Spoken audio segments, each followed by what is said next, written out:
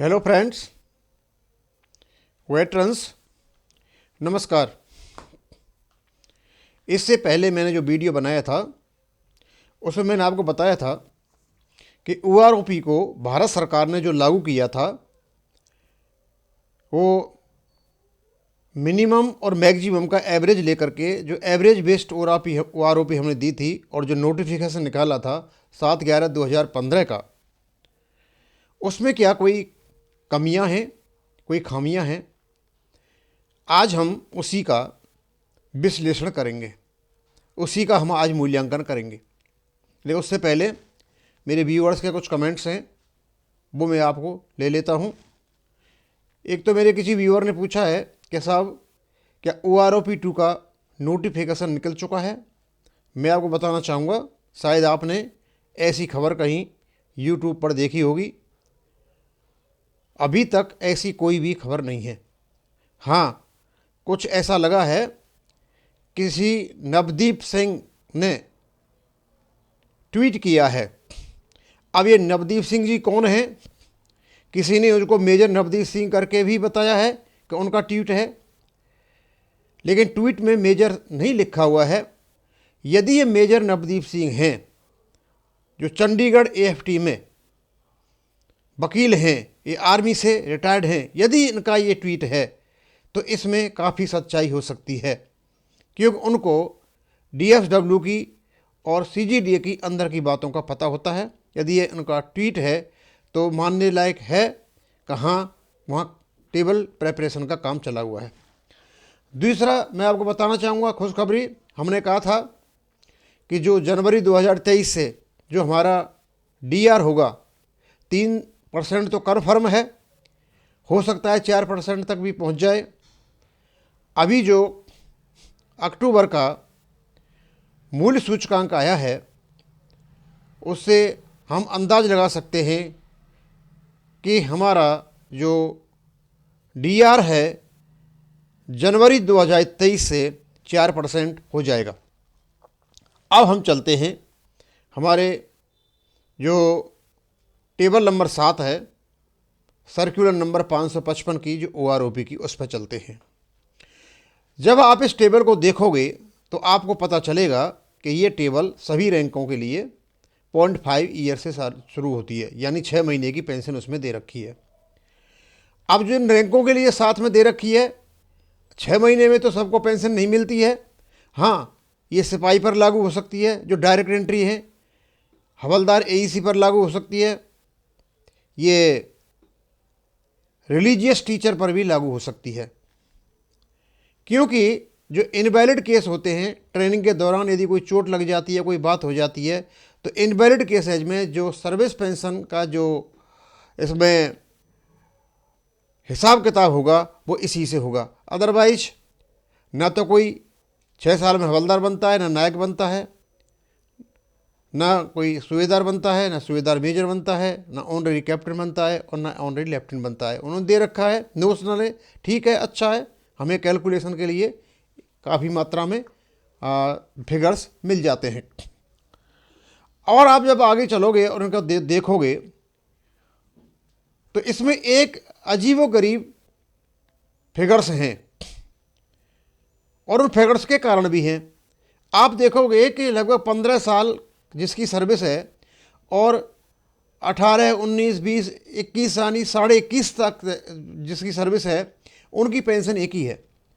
आप नायब सूबेदार एक्स ग्रुप को देखिए, उसकी 15 साल की जो पेंशन है वो भी 10,480 है और 21.5 साल की जो पेंशन है वो भी 10,480 है। अब ये लगता नहीं कि भाई ये 6 साल का जो अंतर है इनकी पेंशन बराबर क्यों है, और जिसकी सर्विस ज़्यादा है उसकी पेंशन कम पेंशन वाले के बराबर क्यों है।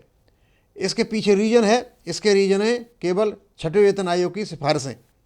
छठे वेतन आयोग का जो ज़्यादा फ़ायदा मिला है वो 15 साल वालों को मिला है, और जो 15 साल में से 7 साल तो इधर हो गए और 8 साल का वो 5वें वेतन आयोग में चले जाते हैं। लेकिन जो 21 साल का है वो 5वें वेतन को छोड़ करके 4थे वेतन आयोग में चला जाता है, जिस समय बहुत कम तो इंक्रीमेंट हुआ करते थे और इतनी बेसिक पे भी नहीं थी। केवल और केवल ये मिनिमम जो पेंशन है 568 सर्कुलर आप देखोगे, जो छठवें वेतन आयोग की जो सिफारिश थी, ये सब उसके कारण हुआ है। आगे चल के धीरे धीरे लगभग 5 साल के बाद और 5 साल लगेंगे, उस समय ये अंतर ऑटोमेटिक आ जाएगा, जिसमें जो कम जिसकी सर्विस है उसको कम पेंशन मिलेगी और जिसकी ज़्यादा सर्विस है उसको ज़्यादा पेंशन मिलेगी।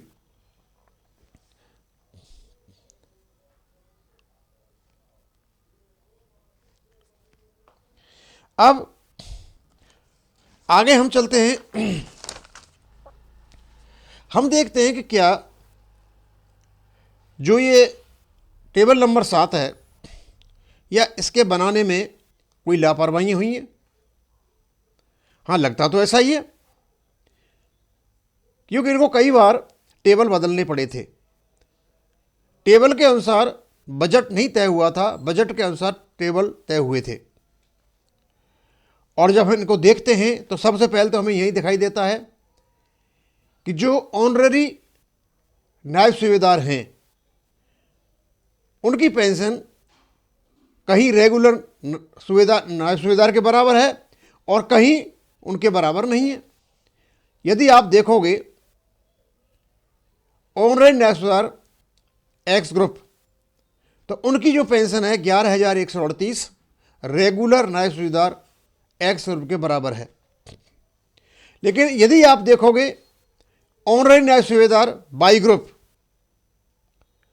और रेगुलर नायब सूबेदार वाई ग्रुप, उनकी पेंशन बराबर नहीं है।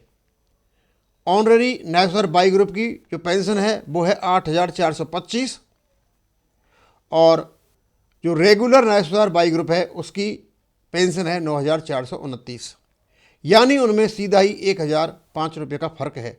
अब ये समझ में नहीं आता कि दोनों ही ऑनररी रैंक से हैं, एक को आप रेगुलर नायब सूबेदार के बराबर पेंशन देते हो और दूसरे को आप उससे कम पेंशन देते हो।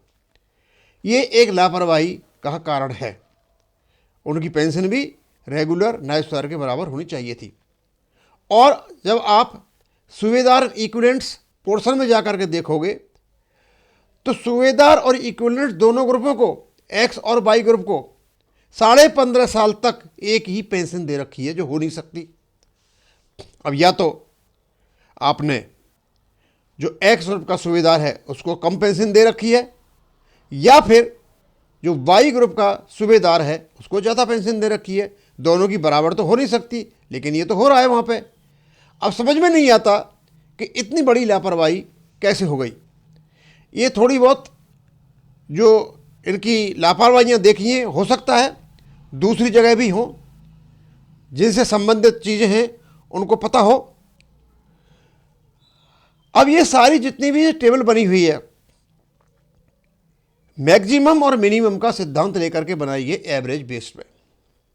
अब इन्हें कहाँ से तो मैक्सिमम लिया और कैसे इन्हें मिनिमम लिया और उसका इन्होंने एवरेज निकाला और वो हमें दिया, क्योंकि हमारे पास तो ऐसा कोई सिद्धांत है नहीं, ऐसा कोई सिस्टम है नहीं कि हम उसको कैलकुलेट कर सकें और बता सकें कि भाई यहाँ से इन्होंने मैक्सिमम लिया था, यहाँ से मिनिमम लिया था। अब सवाल ये उठता है कि ये जो मैक्सिमम और मिनिमम 12 चक्कर है, क्योंकि हमारे लगभग 50 से ऊपर तो आर्मी के रिकॉर्ड ऑफिसर्स हैं, 5-6 आपके एयरफोर्स और नेवी के हैं। अब यहाँ से जितने भी पेंशन रिटायर हुए होंगे 2013 में, उन सब की पेंशन रैंक वाइज इकट्ठी की गई होगी, उसका एवरेज निकाला गया होगा और यह इन्होंने एवरेज बना करके हमें दिया होगा। अब हमें पता नहीं किसका कहाँ से कैसे कैसे लिया है, लेकिन इसमें एक बहुत बड़ी चीज़ देखने वाली बात यह है कि जो इन्हीं रैंकों में जो डायरेक्ट एंट्रीज हैं, हवलदार एईसी में हैं दोनों ग्रुपों में, और आजकल सुना है मैंने जो सर्वेयर हैं उनको भी डायरेक्ट हवलदार लिया जा रहा है। रिलीजियस टीचर डायरेक्ट नायब सूबेदार में हैं। क्या इनकी पेंशन के साथ में, नोशनल पेंशन के साथ में इनका एवरेज लिया गया या नहीं? यदि नहीं लिया गया तो फिर इनका नोटिफिकेशन बेकार हो जाता है। यदि लिया गया तो हमारे पास कोई ऐसा विकल्प नहीं है, कोई सिस्टम नहीं है हम चेक कर सकें कि लिया या नहीं लिया। OROP का नोटिफिकेशन आने के बाद हम जब सारे सैनिक संगठन आर्मी पे सेल ने आर्मी हेडक्वार्टर में बुलाए थे, हम वहाँ गए थे। उस समय हमने ये पॉइंट रखा था कि साहब आप जब एवरेज ले रहे हो तो मैक्सिमम जो आप लोगे, ऐसा नहीं करना कि एवरेज ही आप गलत ले लो। हमने उनको उदाहरण दिया था, मान लीजिए एक नाव में एक 80 किलो का आदमी बैठा हुआ है, एक 70 का बैठा हुआ है, एक 60 का, एक 55 का, एक 50 का बैठा हुआ है। आप ऐसा न करें कि जो 80 केजी वाला आदमी है उसको निकाल दें और दूसरों का एवरेज निकालें। तो उन्होंने पूछा आप कहना क्या चाहते हो? हमें ये कहना चाहते हैं कि जो हवलदार एईसी होता है दोनों ही ग्रुपों में, और जो नायब सर आरटी होता है दोनों ग्रुपों, शुरू से ही डायरेक्ट भर्ती है। तो इनकी पेंशन, जब इनकी पेंशन मैक्सिमम नहीं छोड़ी जाए, इनकी पेंशन का मैक्सिमम लिया जाए, और जो प्रमोटी हैं उनको आप वहाँ से लिया जाए। तो सबने बड़ा सराहा था, लेकिन उसका असर ये हुआ कि आगे जो मीटिंग होने लगी उनमें से हमको बुलाना ही छोड़ दिया। उनको पता था कि ये जो पॉइंट दे रहे हैं बहुत ही जायज़ हैं, और आर्मी पे सेल में यदि चीज़ जाती हैं तो इनको प्रॉब्लम्स होंगे, क्योंकि आर्मी पे सेल सिर्फ एक काम करता है, वो ये खोज में रहता है एक शिकारी की तरह कि कहाँ से पीवी वार को काटा जाए और ऑफिसर्स को फ़ायदा पहुंचा जाए। इसके अलावा आर्मी पे सेल को और कोई काम नहीं है, क्योंकि हमारे जितने भी लेटर गए हुए विसंगतियों के, इरेगुलरिटीज़ के, डीएसडब्ल्यू ने इनको भेजा हुआ है। हम गए, हमारी सूचना के अनुसार कहाँ आपकी विसंगतियाँ सही हैं, लेकिन आर्मी पे सेल ने आज तक कोई भी उस पर एक्शन नहीं लिया।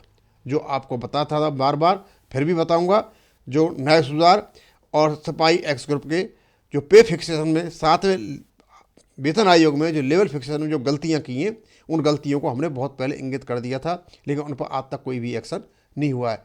तो मैं आपको बताना चाहूँगा, जो आपका 7वें वेतन आयोग, ये जो 7 नंबर की जो टेबल है 555 सर्कुलर में, इसे खामियों से भरी हुई है, और इसको चेक करने के लिए हमारे पास कोई साधन नहीं है, हमारे पास कोई फिगर नहीं है।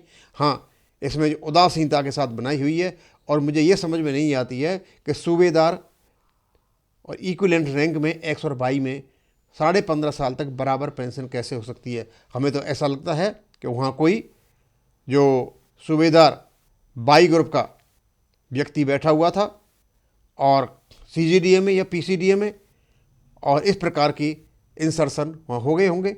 हम अंदाज लगा रहे, नहीं हो सकता है, लेकिन ऐसे गलती हो नहीं सकती है। हुई है तो इनको सुधार लेनी चाहिए थी। बार बार उठा रहे हैं इस पॉइंट को, इसको सुधारना चाहिए। और दूसरा, जो वाई ग्रुप के ऑनरी नायब सुधार हैं, उनकी पेंशन जो वाई ग्रुप का रेगुलर नायब सुधार है उसके बराबर करनी चाहिए। मैं यहीं ख़त्म करूँगा। थैंक यू, धन्यवाद।